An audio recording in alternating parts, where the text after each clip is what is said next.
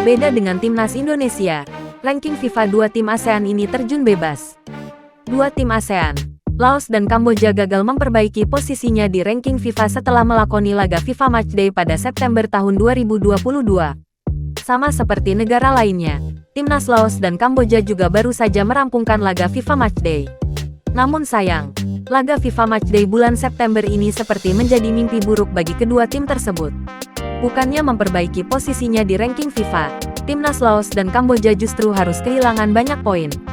Sebagai informasi, timnas Laos memiliki 2 jadwal pertandingan di FIFA Matchday September tahun 2022.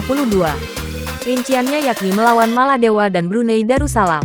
Dari 2 laga tersebut, timnas Laos selalu menelan kekalahan.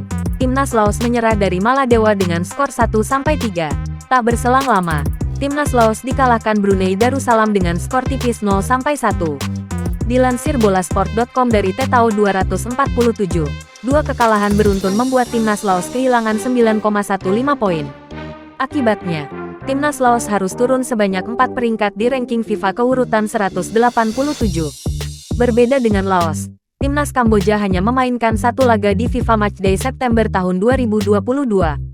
Dalam hal ini timnas Kamboja dihadapkan dengan Bangladesh. Meski menempati ranking FIFA lebih baik, timnas Kamboja justru tumbang di tangan Bangladesh dengan skor 0-1. Kekalahan itu sekaligus membuat timnas Kamboja kehilangan 5,68 poin dan merosot 3 peringkat keurutan 177 ranking FIFA. Sementara itu, nasib berbeda dialami timnas Indonesia.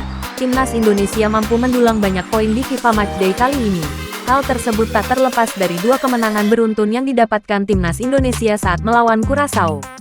Skuad Garuda mampu mengalahkan Curaçao dengan skor 3-2 pada pertemuan pertama.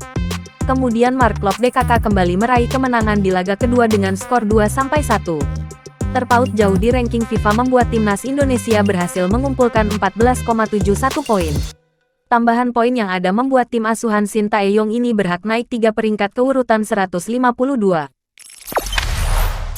Jangan lupa subscribe, share, komen, dan like ya!